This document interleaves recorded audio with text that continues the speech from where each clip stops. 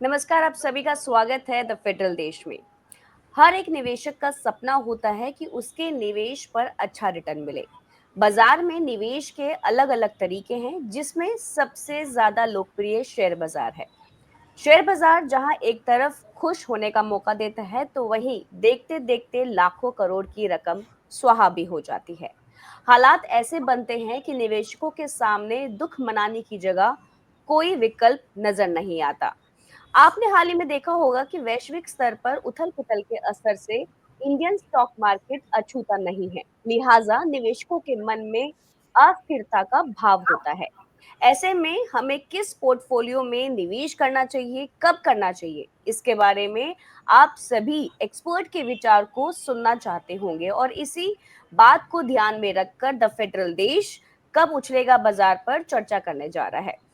इस शो में हमारे सहयोगी शेखर वर्मा, ललित राय के अलावा खास मेहमान से भी रजिस्टर्ड एनालिस्ट गौरव शर्मा मौजूद हैं, जो आपकी हर चिंता को दूर करेंगे। तो सबसे पहला मेरा सवाल गौरव आपसे ये है कि अच्छे रिटर्न्स के लिए कहाँ-कहाँ पर निवेश करना चाहिए, ये हमारे दर्शकों को बताइए। मैम देखिए, हम सब लोग ना शेयर मार्केट के अंदर आते हैं एक एक्सपेक्टेशन लेकर कि हम हुँ, आज जो पैसा मार्केट में लगाकर चलेंगे कल वो पैसा बढ़ जाएगा, क्योंकि हमने पीछे हुँ, सक्सेस स्टोरी सुनी होती है सभी लोगों की। जी, मेरे अकॉर्डिंग अगर ऐसे बिजनेस को चूज किया जाए जो स्ट्रीमलाइंड है हमारे देश की इकोनॉमिक ग्रोथ के साथ में, जी, तो जो भी हमारी मतलब गवर्नमेंट की पॉलिसीज हैं, गवर्नमेंट जिन चीज़ों को प्रमोट करना चाहती है, देश के अंदर जिस चीज़ की ज़रूरत है, जिस जी, डिमांड को कैटर करती है इंडस्ट्री, तो ऐसी इंडस्ट्रीज की ऐसी कंपनी में अगर हम पैसा लगा कर चलेंगे, जो आपके पास में उन सारे फैक्टर्स को मतलब कवर अप करके चलती हो, जिसकी देश को ज़रूरत है, डिमांड है।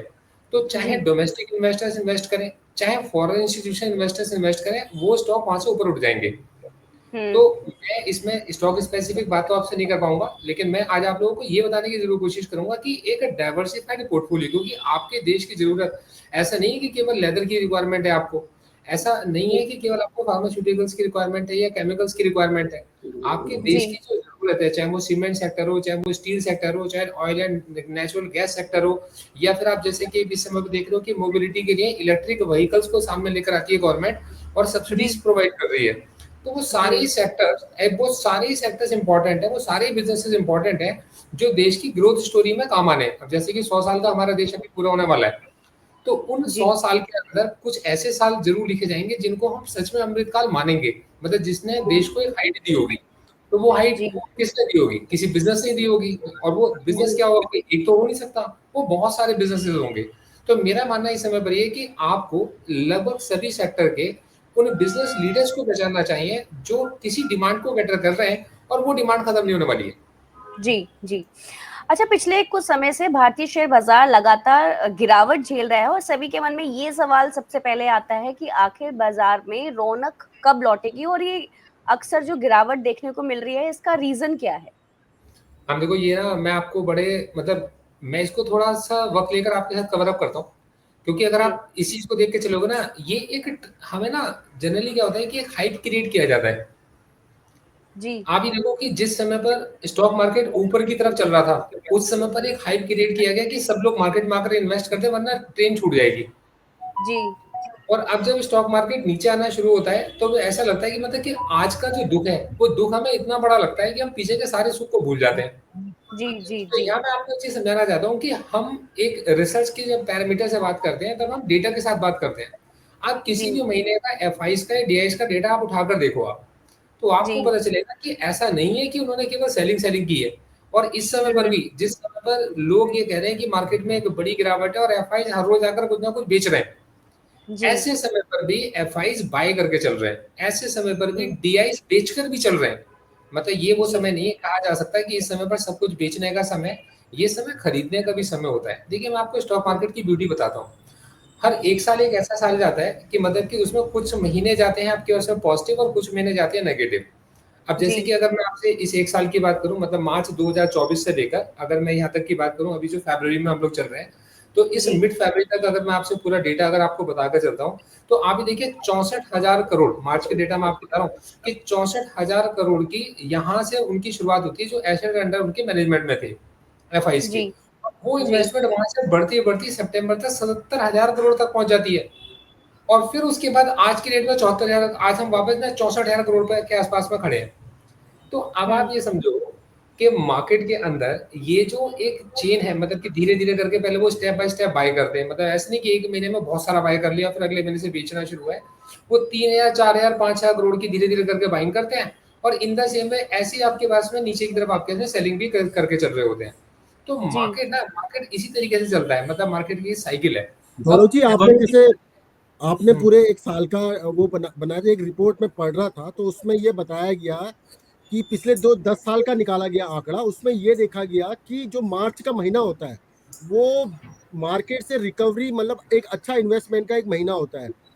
तो इस तरह की एक रिपोर्ट छपी हुई है, तो इस पे ऐसा है क्या कि मार्च में वापस रिकवरी देखने मिलेगी मार्केट में, जो देखिए अभी जो मैं आपको 64 पहुंच गया दोबारा से 74 पहुंचा है? सर ये ना, ये सब कुछ जो डेटा आपने मतलब जो रीड किया, और आपने मतलब बिल्कुल सही बात पॉइंट उठाई है। कल मेरे एक मित्र भी मुझसे ये बात कह रहे थे कि जो जनवरी फरवरी और मार्च का महीना होता है, मतलब दिसंबर के बाद से जनवरी, जैसे उन लोगों को वहाँ पर अपनी रिटर्न्स फाइल करनी होती है, उनका फाइनेंशियल ईयर जनवरी टू जनवरी रहता है उनका, और हमारा के पास में मार्च के बाद में तो अप्रैल से रहता है, स्टार्ट रहता है 31 मार्च तक। तो जनरली जिस समय रिटर्न्स फाइल करने का टाइम आता है उस समय सब लोग अपना प्रॉफिट बुक कर रहे होते हैं, या फिर आपके इसमें लॉस में भी शेयर्स को बेच रहे होते हैं कि कैपिटल गेन और कैपिटल लॉस को वो मार्केट में पोस्ट कर सके, और साल की अपनी कोई भी जो भी खर्चा है उसको मैनेज कर पाए, कि भाई ये एक साल में हम लोगों ने क्या बिजनेस को प्रोड्यूस बजट करा भी है। एक कारण रहता होगा इसमें क्या? है केंद्र जी। सरकार का यूनियन बजट भी एक अहम कारण रहता होगा? सर देखो, यूनियन बजट, अब आपको एक चीज समझाता हूँ सर। जनरली क्या है कि लोग ना यूनियन बजट को कुछ ज्यादा ही हाइप कर देते हैं। यूनियन बजट आप ये समझो कि सरकार के पास जो भी पैसा आने की उम्मीद है, जहां से उस पर पैसा आना है, और हम्म। जहां से उसका पैसा, जहां पर उसको पैसा खर्च करना है, ये हम्म। हम्म। इसके बारे में सरकार बता के चलती है। अब देखो, हम्म। सरकार जब भी कभी पैसा खर्च करके चलेगी तो जाकर, ऐसा तो है नहीं कि कोई लीडर जाकर पैसा खर्च कर रहा है। हम्म। जनरली क्या है कि आपके पास में वो कुछ विकास के कार्य कराएंगे, इस विकास के कार्य को भी या तो आपके इसमें प्राइवेट सेक्टर करके चलेगा या पब्लिक सेक्टर करके चलेगा। वो जो भी विकास के कार्य करा रहे होंगे उसके अंदर जो भी कंपनियां होंगी वो उससे लाभान्वित होंगी। सिर्फ इतनी चीज समझने के लिए बजट जरूरी होता है। हम्म। और हाँ, जैसे ऐसा, कि अगर ग्रीन एनर्जी में बात की जाए कि अगर गवर्नमेंट ये बताती है बजट में कि हम ग्रीन एनर्जी को बढ़ावा देंगे, हम इलेक्ट्रिक व्हीकल को बढ़ावा देंगे, तो डेफिनेटली उस उन जो कंपनियां उसमें इन्वॉल्व हैं उन कंपनियों में के स्टॉक में बढ़ोतरी देखने की मिलेगी। यही एक हाँ यूनियन सर बजट ये, का लग रहा है। और सर गवर्नमेंट भी कैसे देख के चलती है, गवर्नमेंट भी ऐसे देख के नहीं चलती कि चलो आज आज सुबह सो के उठते हैं, चलो आज ये काम करते हैं कि इस साल हम ना सिर्फ सब कुछ बंद कर देंगे, इलेक्ट्रिक व्हीकल्स पे जी बढ़ावा जी बढ़ावा देंगे। जी मतलब जी। बेसिकली गवर्नमेंट भी डिमांड अच्छा को समझ रही है, गौरव लेकिन जी, है जी। गौरव जी एक सवाल और है कि जिस बोलो ना। तरीके से मार्केट मार्केट में क्या है कि अनसर्टेनिटी का एक माहौल रहता है, तो उसमें हम्म, निवेशक के मन में ये डर तो रहता है। जैसे मान लीजिए कि बड़ा निवेशक है जिसके पास मेजर कार्पस है, बहुत पैसा है, तो अगर उसका कुछ नुकसान होता है तो शायद उसको झेल पाए। लेकिन जो छोटे छोटे निवेशक होते हैं, जो बड़ी मतलब उनकी गाढ़ी कमाई होती है, और जब एक झटके में डूबता है तो फिर उनके उनके लिए मतलब सस्टेन करने का कोई तरीका शायद नहीं रह पाता जो है। तो ऐसी स्थिति में, ऐसी सूरत में मतलब उनको क्या देखना चाहिए कि उनका पैसा जो है वो थोड़ा सेफ रहे, कुछ रिटर्न भी मिल सके? सर एक ना शेयर मार्केट का बड़ा प्यारा रूल है। मतलब शेयर मार्केट हमें कुछ ऐसी आंखें देके चलता है कि आप उसमें प्रेजेंट को और पास्ट को और फ्यूचर को, तीनों को एक ही साथ देखकर चलते हो। मतलब शेयर मार्केट के अंदर अगर आपने कामयाब होना है तो सिर्फ हम्म। एक ही सिद्धांत है कि आपका दिमाग 3 लैंग्वेज जानना चाहिए। पीछे क्या हुआ था, आज क्या हो रहा है, और आने वाले वक्त में क्या हो सकता है। इन तीनों चीजों को जब आप एक साथ देखकर चलोगे तब आप यह एक ही चीज समझ पाओगे कि एफ आई या डी आई लगभग हर रोज मार्केट में आकर कुछ खरीदते हैं और कुछ बेचते हैं। इसका सीधा सा मतलब है कि जिस समय आपके पास में आपके पोर्टफोलियोज ग्रीन हो रहे हैं तो आप उनमें से धीरे धीरे करके पैसा निकालते रहो, और जिस समय आपके पोर्टफोलियोज रेड हो रहे हैं तो उनको सही जगह पर धीरे धीरे करके निवेश करते करते अपनी इन्वेस्टमेंट को एवरेज आउट करते रहो, ये सोचते हुए मतलब कि जो बिजनेस। यानी कि मतलब अगर सामान्य तरीके से बोले, मतलब सामान्य इन्वेस्टर की भाषा में, तो जब लाल दिखे तो उसके बाद जो है खरीद करिए, और सर जब ग्रीन ये दिखे तो खरीदने का समय है। हाँ सर, और लाल ग्रीन दिखे दिखे। तो उसके बाद जो बेच दीजिए। अच्छा अब सर ललित जी, देखो ये एक बात डिस्कस करूंगा आपसे कि जैसी बजट की घोषणा हुई, जैसी वित्त मंत्री ने कहा कि 12 लाख तक का छूट, टैक्स पेयर को हाँ। छूट मिलेगी, इस तरह से तो मुझे बड़ी खुशी हुई। मुझे लगा कि पैसा बच रहा है, आप थोड़ा सा लगाएंगे, एसआईपी वगैरह करेंगे। लेकिन जिस तरह से मार्केट का माहौल था तो फिर मैंने हाथ अपना पीछे खींच लिए। आपका क्या था, मतलब आपको भी ऐसी लगा कुछ, या आपने शेखर जी, कोई आप साइकिल लोग वगैरह इतने करवाई? बढ़िया एकदम सही, क्वेश्चंस लेकर लेकिन आ रहे हो, सच में एकदम मतलब ये सही, ना लेकिन ये एक कि एकदम सही, लेकिन गौरव जी ज्यादा इस पे मतलब सही से रोशनी डालेंगे। उस समय तो बिल्कुल लगा जो है कोशिश। कि ठीक है, कुछ कुछ पैसे जो है आ रहे हैं तो शायद लगा देना चाहिए, लेकिन हम्म। मार्केट में देखेंगे सेंसेक्स जो है तो फिर उसका दिल जो है उसमें कपकपी हो जाती है कि पता चला कि जो थोड़ा बहुत बचा है वो भी कहीं नुकसान न हो जाए। तो गौरव जी इस पे ज्यादा मतलब रोशनी डालेंगे, बिल्कुल, मतलब बिल्कुल, क्या बिल्कुल सर, करना पूरी। चाहिए। बिल्कुल सर। सर देखो, मैं आपको ना एक चीज़ समझाता हूँ। जिस समय निर्मला सीतारमण जी ने ये बात रखी थी कि भई हम लोग इस समय पर लगभग हर इंसान को, जो मीडियम क्लास को बिलॉन्ग करता है, मतलब और जनरली हाँ। आपके पास में 1 लाख रुपए तक की सैलरी कमाता होगा, हम हम्म। उसको ना टैक्स फ्री कर देते हैं। अब जब वो टैक्स फ्री हो जाएगा, लॉजिकली समझ के ना निर्मला सीतारमण जी के दिमाग को समझो आप। आप ये मत सोचो हम्म। कि मैं और आप क्या सोच रहे हैं। आप हाँ। उनके हम्म। दिमाग को समझो, फाइनेंस मिनिस्टर के कितना बड़ा डिसीजन उन्होंने लिया होगा कि जहां पर उन्होंने आय के एक बहुत बड़े स्रोत को बिल्कुल अपनी तरफ से सैक्रिफाइस कर दिया। उसके पीछे का लॉजिक समझो। उनके दिमाग में बात ये थी कि आज ये जो पैसा जो टैक्स में जमा करने के लिए जा रहे थे, इस लगभग एक पैसे लाख हजार करोड़ का घाटा शायद इससे सरकार को हाँ, होने की बिल्कुल, बिल्कुल, आशंका जो थी। गवर्नमेंट की आय थी उसको गवर्नमेंट ने सैक्रिफाइस कर दिया। हम्म। अब गवर्नमेंट ने सैक्रिफाइस करा, क्या सोच कर, ये लॉजिक समझिएगा इसका। अब उन्होंने उन्होंने हर पहलू को देखा। उन्होंने देखा कि लोग इस समय पे स्टॉक मार्केट के अंदर बहुत ज़्यादा निवेश करके चल रहे हैं। कोई किसी तरीके का, और उनको ज़्यादा फायदा कैपिटल गेन टैक्स से है। मतलब ऑब्वियस सी बात है कि अगर हम्म। वो कैपिटल गेन कमाए, मतलब कैपिटल उनका गेन करेगी, तो कैपिटल गेन टैक्स भी लगकर चलेगा। ट्रांज़ैक्शंस होंगी हम्म। तो ट्रांज़ैक्शंस के ऊपर भी टैक्स उनके पास में आएगा। तो जब हम्म। कभी इन्वेस्टर के पास में पैसा बचेगा तो वो 2 जगह खर्च करेगा। कैसे? या तो वो क्या करेगा, आपके पास में चीज़ों को कंज़्यूम करना स्टार्ट कर देगा। मतलब गुड्स वगैरह बिल्कुल। खरीद, गाड़ी खरीद लेगा, मकान खरीद लेगा, जो भी उसकी हम्म। चीज़ें थी उनको कंज़्यूम करना स्टार्ट कर देगा। अगर वो कंज़्यूम करेगा तो देश की इकोनॉमी ग्रो करेगी। हम्म। या फिर हम्म। क्या करेगा, वो पैसे को सेव करेगा। अब पैसे को सेव वो 2 जगह कर सकता है, या तो गवर्नमेंट के बॉन्ड्स में करेगा, क्योंकि हम्म। ऑब्वियस सी बात है कि वहाँ पर ही उसको ऐसा है कि उसकी जो रिटर्न है उसको मिलनी मिलनी है। कोमल तो पिगी बैंक में रखती है, पैसे जमा हाँ, करके। या फिर क्या करेगा, स्टॉक मार्केट के अंदर इन्वेस्ट करेगा। अगर वो हम्म। स्टॉक मार्केट में इन्वेस्ट करेगा, कंपनी में पैसा आएगा, और धीरे-धीरे कर आपके इसमें हमारे देश की इकोनॉमी ग्रो करेगी। और ये एक तरीके से उन्होंने जो बड़ा जुआ खेला, बड़ी गैम्बलिंग जो उन्होंने की, वो बहुत आगे तक की सोच के की है। तो हम्म। अब हम्म। आपका अगले सवाल पे आते हैं कि भाई आपने कुछ पैसे बचाए, तो क्या कुछ पैसे हमें इन्वेस्ट कर देने चाहिए? सर देखो, मैं बिल्कुल। आपको ना एक चीज़ समझाता हूँ। आप ये बात जानते हो कि आप अगर बाज़ार में मैगी खरीदने के लिए जाओगे, तो मैगी आपको ₹12 की मिल रही है। अब आपकी क्या हम्म। एक्सपेक्टेशन है कि क्या मैगी कल ₹10 की हो सकती है? नहीं, वो तो नहीं, नहीं हो मुश्किल है। सकता। क्या एक्सपेक्टेशन है वो 15 की हो जाएगी कभी? हाँ। हाँ, वो हो बढ़ मतलब मैं सकती आपसे है। पूछ रहा हूँ कि मैगी का भाव आज ₹12 है। क्या आपको लगता है कि आने वाले वक़्त में कभी वो ₹15 की हो सकती है? बिल्कुल। हम्म। और आपको क्या लग रहा है कि क्या वो कभी ₹10 की हो पाएगी? तो बेसिकली आपने मुश्किल है। ऐसे प्रोडक्ट को पकड़ा जिसकी डिमांड हमेशा चलती रहेगी। अब हम्म। आपने अच्छा, ये देखा कि आप किसी मॉल में गए। हाँ जी, मैम। गौरव, पिछले एफएमसीजी। 5 महीनों से काफ़ी गिरावट देखने को मिल रही है मार्केट में, तो इस टाइम पे लोगों को किन बातों पर ज़्यादा ध्यान देना चाहिए ताकि उनको लॉस ना हो या फिर किसी चीज़ का उनको जोखिम ना उठाना पड़े? मैम देखो, ये चीज़ थोड़ा-सा मुश्किल है कहना कि मतलब कि हम लॉस को, आप देखो, कोई भी अगर आप ऐसी जगह पर जाते हो जहाँ से आपको रिटर्न मिलनी है, तो नहीं, उसमें मतलब जैसे कि जहाँ रिस्क पे रहेगा। ज़्यादा, हाँ, जहाँ पे ज़्यादा परसेंटेज हो लेकिन हम थोड़ा-सा कम परसेंटेज कर सकते हैं उसमें। बिल्कुल मैम।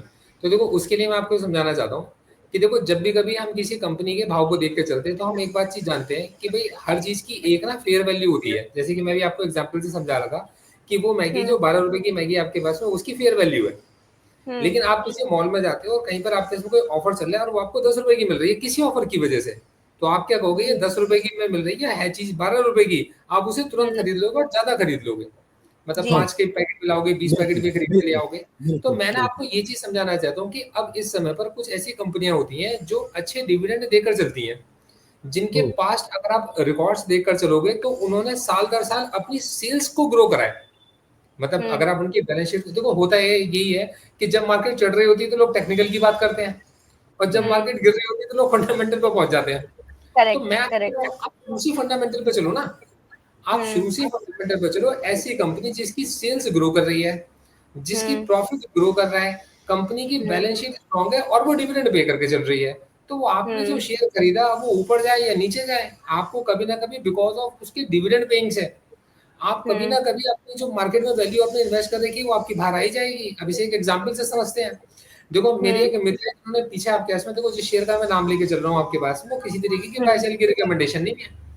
देखिए एचडीएफसी बैंक को खरीदा और वो ये कहते हैं कि उनके बच्चों की जो पढ़ाई है, मतलब उन्होंने अपने बच्चों की पढ़ाई उसके डिविडेंड से पूरी करा दी। किसी ने आपके पास में एक शेयर रिलायंस के खरीदे, तो उनको हर साल जो आपके पास में जो पैसा मिलता है डिविडेंड की फॉर्म में, और कंपनी ने जो ग्रो करके दिखाया, तो उनके सारे खर्चे उसी से निकलते चले जा रहे हैं।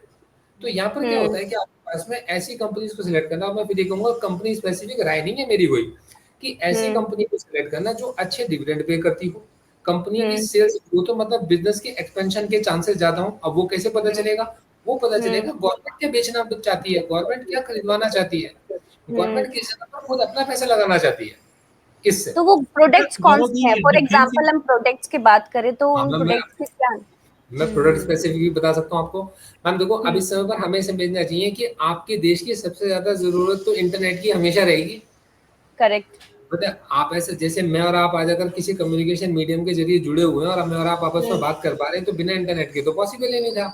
तो ऐसी जी हाँ कंपनियां जो इंटरनेट प्रोवाइड करती हैं, इनमें कंपटीशन भी रहेगा और ये सर्वाइव भी करेंगी, जी। है ना। अच्छा तो गौरव हमारे जी, गौरव जी एक सवाल है कि थोड़ा सा मतलब इससे हट करके, कि जैसे मान लीजिए कि सामान्य तौर पे कहा जाता है ना कि पहाड़ों पे बर्फ पड़ती है, दिल्ली एनसीआर छींकने लगता है, ठीक है। और उसी तरीके से क्या है कि अमेरिका में थोड़ा बहुत इधर उधर होता है तो उसका असर इंडियन स्टॉक मार्केट पे पड़ने लगता है। तो ये क्या कनेक्शन है कि अमेरिका मतलब सबका जो किंग बना हुआ है, कि वहाँ थोड़ी बहुत इधर उधर हुआ तो उसका असर सीधे इंडिया पे आना शुरू हो जाता है। तो ये हाँ, बीच में क्योंकि जो जैसे डोनाल्ड ट्रम्प ने जैसे टैरिफ बढ़ाने की घोषणा की, या फेडरल रिजर्व ने रेट कट करने की घोषणा, तो बड़ा उसका असर यहाँ पड़ हाँ, जाता है। उसको जैसे कैसे अगर आप सामान्य जैसे कह तरीके रहे से। हैं कि मतलब एफएमसीजी का हमेशा मांग रहेगी, ग्रीन एनर्जी की मांग रहेगी, तो फिर ये अमेरिका का क्या कनेक्शन है? हाँ मैं ये भी बताता हूँ आपको। सर देखो एक सिंपल सी बात है कि आप ऐसा समझ के चलो कि अगर आप किसी एक ऐसे बाजार के अंदर जाएंगे जहाँ पर खरीदार बहुत ज्यादा है, तो जहाँ पर खरीदार बहुत ज्यादा है तो इसका मतलब है वहां पर बिजनेस भी आएंगे काम करने के लिए।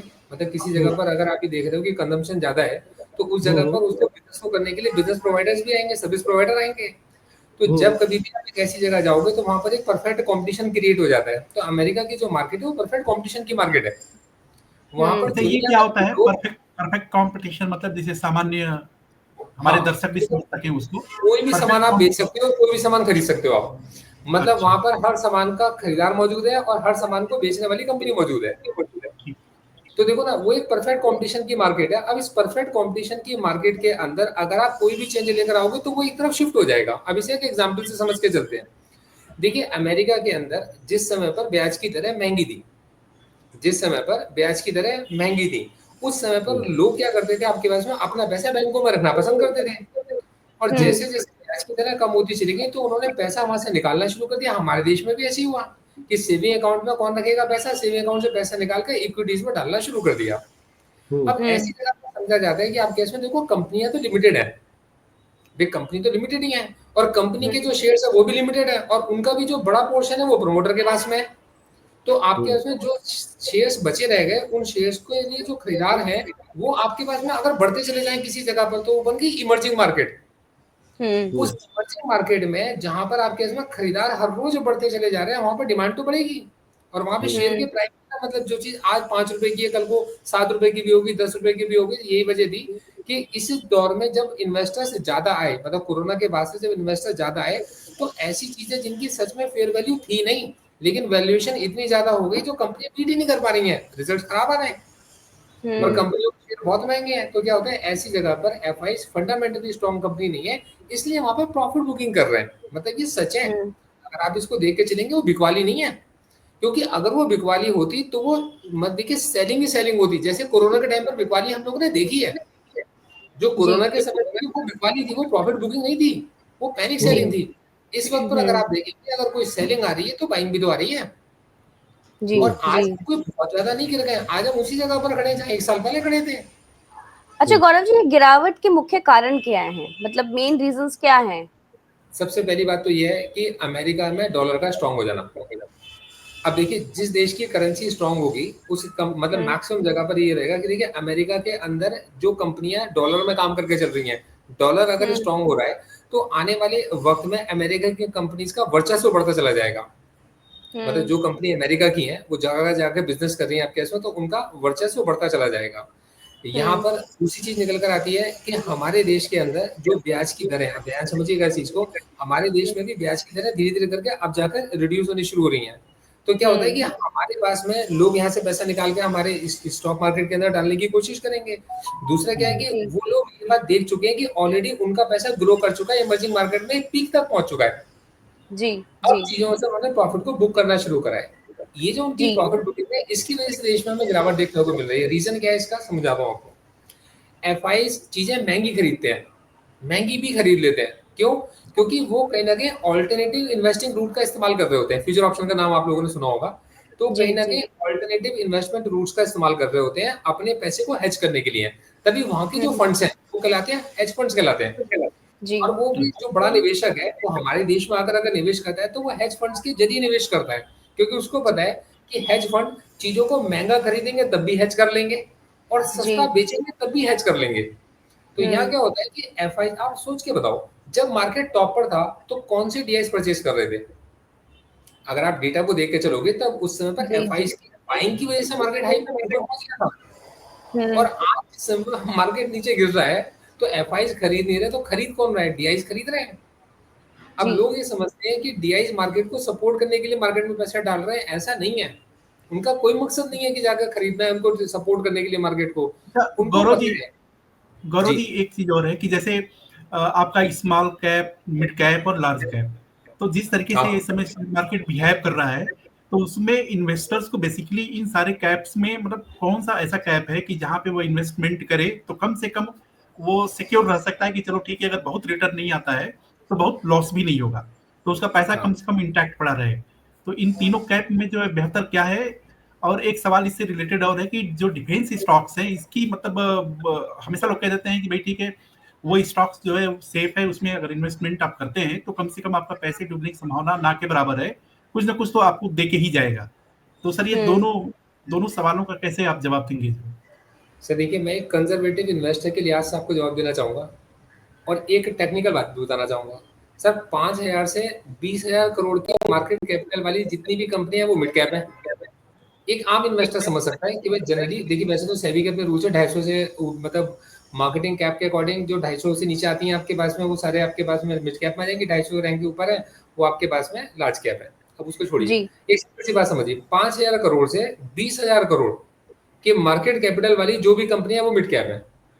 अब जी 5,000 करोड़ की नेटवर्थ वाली कोई कंपनी है, मतलब 5,000 करोड़ की मार्केट कैपिटल वाली कोई कंपनी है, मतलब मार्केट उसको 5,000 करोड़ का भाव देके चल रहा है, सिर्फ 20,000 करोड़ का भाव देके चल रहा है। अब लॉजिक समझ के चलती है कि यहाँ पर जो गवर्नमेंट का पुश है वो आपके पास में लघु उद्योगों को उठाकर बड़े उद्योगों तक, मझोले उद्योगों तक लाने का और मझोलों को बड़े उद्योगों तक लाने का है, मतलब गवर्नमेंट का यही पुश है। तो यहाँ पर एक बात समझ में आती है कि कहीं ना कहीं जो मिड कैप कंपनीज है उनकी तरफ गवर्नमेंट का फोकस है कि वो बड़ी होनी चाहिए। और मिड ये कैप एमएसएमई इन्हीं में इसी में आती है, मिड मिड स्मॉल कैप में आती है, एमएसएमई स्मॉल मैं कैप वो भी में आती समझा है। दूं। हाँ वो भी आती है, वही आती है। मैं आपको जो भी कैपिटल मार्केट कैपिटल के अकॉर्डिंग बता के चल रहा हूँ। अब 5,000 करोड़ वाली कैपिटल वाले कंपनी होकर 20,000 करोड़ तक आपके पास में मिड कैप के अंदर आ रही है। इतना हमारी समझ में आ गया। तो ये जो ठीक है। 20,000 करोड़ की कैपिटल से कैप से ऊपर भी निकलना चाहिए ये कंपनी, और इसके हम्म पास एक्सपेंशन के बहुत चांसेस है क्योंकि बड़े रिस्क उठा सकती है। मतलब इसके पास पैसा भी है और ये बड़े रिस्क भी उठा सकती है। यही वजह है कि जो मिड कैप कंपनी के स्टॉक्स होते हैं वो बहुत ज्यादा वोलेटाइल होते हैं, मतलब उनके अंदर स्थिरता कम होती है। तो यहाँ पर रिस्क बड़ा है और हमारे पास में क्या है, गेन भी बड़े हो सकते हैं।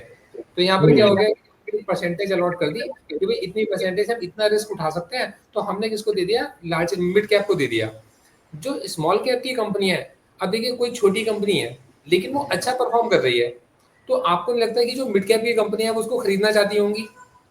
ये हम्म ऑब्वियसली देखिए, अगर आप ये समझो कि आपके पड़ोस में कोई एक ऐसी दुकान है जो बहुत अच्छा चल रही है और आपको ये पता चलता है कि आप कैसे कि इस बंदे को एक्सपेंशन के लिए पैसे की रिक्वायरमेंट है, तो आप उसके साथ पार्टनरशिप करना चाहोगे। तो बड़ी कंपनियां स्मॉल कैप कंपनीज के अंदर पार्टनरशिप करना चाहती होंगी, हिस्सेदारी खरीदना चाहती होंगी, जी और उनको दवाया भी जा सकता है कि इससे पहले कि मिड कैप बने इनको क्यों ना हम ही खरीद लें, मतलब कंपनियों का जी एक्विजिशन। तो यहाँ पर हमारे को अच्छी स्मॉल कैप कंपनीज को देखना चाहिए कि जिनका बिजनेस आने वाले वक्त में इतना बढ़ सकता है कि उनको एक्वायर किया जा सकता है। मिड कैप कंपनीज पे फोकस करना चाहिए कि ऐसी कौन सी कंपनी है जो आने वाले वक्त के अंदर अपने प्लान कुछ इस तरीके के लेकर आ रही है, उसके केपेक्स को समझते हुए कि भाई जी। कैपिटल एक्सपेंडिचर का कहाँ पर है। अभी आज ये मिड कैप की कंपनी है और ये धीरे धीरे करके अपने एक्सपेंशन पर ध्यान दे रही है। मिड कैप कंपनी सबसे ज्यादा एक्सपेंशन पर ध्यान देती है, क्यों? क्योंकि जब सब तरफ से पैसा वापस आना शुरू होगा, सब तरफ से प्रॉफिट आना शुरू होगा, तो ये mid cap company large cap company बन जाएगी। तो इस समय पर जो अच्छा वेटेज गौरव जी, अगर किसी के पास, मान लीजिए किसी आम आदमी के पास उसकी ज्यादा सैलरी नहीं है, वो अपनी 5,000 रुपये वो बचत कर पा रहा है हर महीना, और वो चाहता है कि वो स्टॉक मार्केट पे लगा SIP करे, तो इस 5,000 रुपये को वो कैसे, किस किस भागों में बांट कर इन्वेस्ट करे, इस पे अगर आप बता हाँ सके सही, तो हमारे दर्शकों को बहुत अच्छा एक मजेदार सर सवाल है जानकारी ये, मिलेगी। मजेदार। हाँ, सर अच्छा इसमें सवाल है। इसमें तो सर मैं आपसे सीधी बात कहना चाहूंगा, आपने मुझसे मेरे बिजनेस के बारे में पूछ लिया। सर यहाँ पर मतलब हम भी यहाँ आप ही पर के पास आएंगे। सर यहाँ पर जो है ना, मतलब गवर्नमेंट ने आपकी सुविधा के लिए न जाने कितने ऐसे संस्थान बना रखे हैं जिनका मकसद ही ये होता है कि वो केवल आपको प्रॉफिट अर्न करा कर दें, क्योंकि देखिए उसके जो फाइनल बेनिफिशियरी होते हैं वो आप होते हो। तो इसमें कौन होगा आपके पास में कि यहाँ पर म्यूचुअल फंड हो गए, ठीक है। अब हम्म। जैसे म्यूचुअल फंड है तो उसके फाइनेंशियल मतलब अल्टीमेट बेनिफिशियरी उसके आप ही हो। तो सबसे पहले रूट तो उसको म्यूचुअल फंड का ही दिखाई देता है, जहाँ पर पूल आ गया और एक बड़े मैनेजर्स वगैरह उसको अपने आप मार्केट के अंदर खरीद रहे हैं और बेच रहे हैं, उससे कोई मतलब ही नहीं है। कल को जी। उसके ऊपर मतलब गेन आ रहा है तो आपके पास में टैक्स भी पे करेगा, और अगर आपके पास में किसी तरीके के डिविडेंड आ रहे हैं तो उसी को फायदे में मिलेंगे। दूसरा हम्म। हो गया जो समझदार इन्वेस्टर है, वो आने हम्म। वाले वक्त छोटे टिकट साइज के पोर्टफोलियो मैनेजर्स के पास जा सकता है, हम्म। ठीक है। और थोड़ा है आपके पास में कि भाई खुद भी स्टॉक खरीदना चाहता है तो वो इन्वेस्टमेंट एडवाइजर से सलाह मशवरा ले सकता है। लेकिन अगर मार्केट की रिसर्च जानना चाहता है, मार्केट के बारे में जो स्टॉक उसने खरीद रखे हैं किस तरीके के और स्टॉक्स वो खरीद सकता है, थोड़ा दिलचस्पी ज्यादा है, तो वो किसी रिसर्च एनालिस्ट की सर्विसेज भी अवेल कर सकता है। सर अच्छा ललित जी गौरव भी जी, पूछ सकते हैं। हाँ गौरव जी, बड़ा अच्छा सवाल है कि ये सेबी ने जो 250 रुपए SIP वाला किया है, हाँ ये हाँ इससे कैसे बूस्ट मिलेगा? क्योंकि ये बड़ा मतलब हम लोग जैसे फील्ड में भी जाते हैं और लोगों से पूछते हैं तो कहते हैं भाई ये शेयर मार्केट हम लोग के लिए थोड़े बना है, ये तो उनके हम्म। लिए बना है कि जिनके पास 80 और इनकम है, ठीक ठाक पैसा रुपया कमाते हैं, कुछ पैसा बचता है, वो अपना खर्चा कर सकते हैं। हम लोग तो मतलब डे टू डे अपनी जिंदगी में ही परेशान रहते हैं कि कैसे खाने पीने का इंतजाम होगा। तो ये हम्म। 250 रुपए SIP वाली जो है, ये कितना मतलब ये आप गेम चेंजर आप मान रहे हैं, सर मतलब मेरे को तो इकोनॉमी के बहुत ही, मैं बताऊं जिस दिन ये आया था और एक फुल पेज का ऐड आया था, इधर आपके पास में SBI के चेयरमैन और उधर आपके पास में सेबी के चेयरमैन, तो मैं हम्म। मतलब मैं उसी दिन इस चीज को समझ गया था कि यार ये जो चीज है ना ये एक गैप है। देखिए जनरली क्या था कि हम लोग जितने भी बड़े उद्योगपति होते थे उनको हमेशा बुरा मानते थे, और हम ये हम्म। मानते थे कि जो बिजनेस है, बिजनेस को करने वाले आपके पास में लोग हमेशा बुरे होते हैं, और बिजनेस को हमेशा बुरी नजर में माना जाता था कि मतलब ये बड़ा आदमी है तो बुरा आदमी होगा, ये बुरे काम करता होगा, इसी से बड़ा आदमी बना है, ये माना जाता ऐसा था। बना दिया। हाँ, अब लेकिन अब ऐसा क्यों? क्योंकि हमारा उनसे कोई डायरेक्ट कॉन्ट्रैक्ट था ही नहीं। लेकिन जैसे जैसे करके लोगों ने आपके पास में अगर 200-250 रुपए की इन्वेस्टमेंट भी स्टॉक मार्केट के अंदर करनी शुरू करी, तो उनको हम्म। कंपनी के बारे में पता चलना शुरू हुआ कि कंपनी क्या है, और लोगों ने भी छोटे छोटे बिजनेसेस ने कंपनियां बनानी शुरू करी। अब देखिए जैसे कि अभी आपने देखा होगा पीछे जो IPOs आए हैं, तो मतलब ऐसी ऐसी कंपनियों के भी IPO आए हैं जिनका केवल एक ही शोरूम है, दिल्ली के अंदर एक ही शोरूम है, और जो उनके IPO आए हैं आपके पास में ओवर सब्सक्राइब होते चले जा रहे हैं। तो यहाँ पर हम्म। लोगों की समझ में ये बात आनी शुरू हुई कि आने वाला जो वक्त है वो ऑर्गेनाइज तरीके से बिजनेस को करने का वक्त है, और केवल वही बिजनेस सर्वाइव कर पाएंगे जो ऑर्गेनाइज्ड है और मार्केट के अंदर कहीं ना कहीं किसी ना किसी तरीके से गवर्नमेंट की पॉलिसीज को मानकर चल रहे हैं। अच्छा तो जी। गौरव यहाँ जी, पे एक सवाल यहाँ जी पे और मतलब ध्यान में आ रहा है कि जैसे जनधन स्कीम को आप उठा के देखिए, 2014 में जब इंट्रोड्यूस की गई, तो आप देखिए कि बैंकिंग सिस्टम में पूरे बैंकिंग सिस्टम में करीब 25 से 26 करोड़ लोग जो है जाकर के जुड़े हैं, जो अपने अभी ऑर्गेनाइज की बात की। तो ऐसा तो नहीं कि एक इंफ्रास्ट्रक्चर जो है गवर्नमेंट ने तैयार किया और अब उसको लगा जो है कि शायद 250 रुपए की SIP ला करके उन मतलब 26 करोड़ जनधन वाले अकाउंट वाले उनको भी हम सिस्टम में ला सकते हैं, और सच वो भी बात कुछ अपनी बेहतरी के बारे में सोच सकते हैं। तो क्या ये भी है बिल्कुल कि ठीक वो है। एक तैयारी 7-8 साल पहले ही कर लिया था जो सरकार सर ने? ये गवर्नमेंट चाहती ही ऐसा है कि मतलब कि ना कि सब लोगों का एक साथ विकास कैसे होगा जब सब लोग एक प्लेटफॉर्म पर एक चीज के बारे में सोचेंगे। अब आप खुद सोच के देखो कि जब तक आपका स्टॉक मार्केट में पैसा लगा हुआ है तब तक आप ये चाहते हो कि स्टॉक मार्केट नीचे ना गिरे, एकदम। ठीक है। और बिल्कुल। जिस दिन आप स्टॉक मार्केट से प्रॉफिट निकाल के बाहर निकल गए तब आप ये सोचोगे यार मार्केट नीचे गिरा तब जाके मैं खरीदूंगा, सब कर दूंगा। हम्म। है बिल्कुल। ना। फिर जब तक आप हम्म। कैश में बैठे हो आपके दिमाग में एक ही बात आती है। तो इन द सेम वे कि जब तक कोई खुद किसी स्मॉल कैप कंपनी को रिप्रेजेंट नहीं कर रहा है या उसका भागीदार नहीं है, तब तक उसको कोई फर्क नहीं पड़ता कौन सी स्मॉल कैप कंपनी है, कौन सी मिड कैप है, कौन सी लार्ज कैप कंपनी है।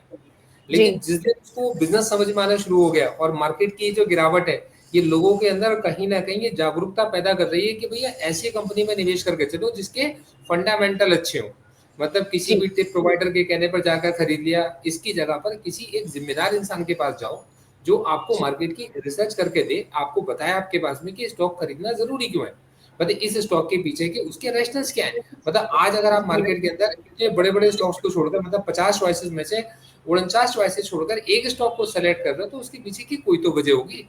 तो वो वजह एक आम निवेशक कैसे जान पाए, ये चीज गवर्नमेंट क्रिएट कर चल रही है, जो मुझे लगा। अच्छा गौरव जी, एक सवाल फिर कोमल आप चाहें तो वाइंड अप कर सकती हैं। बहुत आम सवाल है, ये भारतीय घरों से जुड़ा हुआ है, कब टूटेगा सोना? क्योंकि बहुत से लोग हैं बैठे पड़े हैं कि घर में बेटियां हैं, बेटी उनकी शादी करनी है और भारतीय घरों में हमारी भारतीय महिलाएं काफी सोना पसंद करती हैं। इसके पीछे का कारण क्या है कि लोग अब सोने पे ज्यादा भरोसा दिखा रहे हैं? इसके पीछे भू राजनीतिक अस्थिरता है या फिर जैसे कि यूक्रेन रसिया युद्ध हो गया या फिर मिडिल ईस्ट का जो आपका कॉन्फ्लिक्ट चल रहा है वो है, और रुपया गिर रहा है 88 रुपए लगभग पहुंच गया है, 87 रुपए के आसपास पहुंच गया है, और जो सोना है वो 88,000 रुपए प्रति 10 ग्राम पर चल रहा है। तो ये क्या सोना नीचे आएगा कि लोग खरीदारी कर सके और अपने घर में जो बच्चे हैं उनकी शादी वगैरह कर सके माँ बाप? सही बात है, आपने बड़ी अच्छी बात बोली है।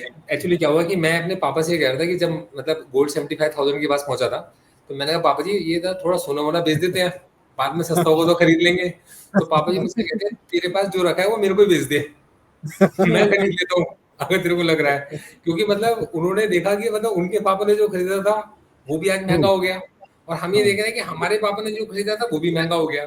तो कहीं हम लालच हमारे मन में है कि जो हम खरीद रहे हैं ये शायद महंगा है, लेकिन उनके मन में भी वो चीजें आई होंगी, वो फैक्टर्स आए होंगे। तो आप समझो ये जो जनरेशन से जनरेशन हमारे अंदर ये बात बैठाई गई कि सोने को इकट्ठा कर चलो, सोने को बेचो मत। तो कहीं ना कहीं ये चीज हमारे अंदर है जिसकी वजह से क्या है कि आने वाले समय में सोने की डिमांड हमेशा बढ़ती चली जा रही है। बाकी बहुत सारे फैक्टर्स काउंट होकर चलते हैं, लेकिन इंडियन मार्केट्स के अंदर मतलब इंडियन अगर आप यूजर्स को देख के चलोगे तो वो लोग सोना जो खरीदते हैं वो इमोशनल टच की वजह से खरीदते हैं। कहीं ना कहीं उनके दिमाग में ये नहीं होता कि ये कल को महंगा हो जाएगा हम इसे बेच देंगे, उनका मकसद कभी ये नहीं होता। उनका जो कनेक्शन है वो इमोशनल है, मतलब वो इसे एक अपना ऐसा एसेट मान रहे हैं जिसको वो किसी को दिखाए ना भी तब भी वो अंदर ही अंदर खुश है कि उनके पास सोना रखा है। जी। तो मेरे हिसाब से सर ये सिप में धीरे-धीरे करके लोगों को सोना खरीदना चाहिए। सोना कभी भी सस्ता नहीं होता, सोना हमेशा महंगा है। बिल्कुल गौरव जी, सही बोला आपने। तो आशा है कि इस खास चर्चा में आपकी तमाम सारी शंकाओं का समाधान हुआ होगा और ताजा तरीन खबरों को पढ़ने के लिए desh.thefederal.com को लॉगिन करें और इसके साथ ही अलग अलग मुद्दों पर चर्चा को देखने और सुनने के लिए हमारे चैनल को लाइक करें, सब्सक्राइब करें और हाँ, कमेंट करना बिल्कुल ना भूलें। बहुत बहुत शुक्रिया। और कोमल जी, ललित जी और शेखर जी, आप लोगों ने थैंक यू गौरव जी, आपका भी बहुत बहुत शुक्रिया। मैं भी आप लोगों के साथ मतलब ये 30 मिनट में बहुत कुछ सीख पाया, बहुत कुछ समझ पाया, बहुत कुछ जान पाया। आगे भी ऐसी चर्चा करेंगे आपके साथ। वो from the very basic users से निकल कर आए हैं, मतलब वो यूजर्स से कनेक्ट होना बहुत बड़ी बात है। आप कहीं ना कहीं एक बड़े डेटा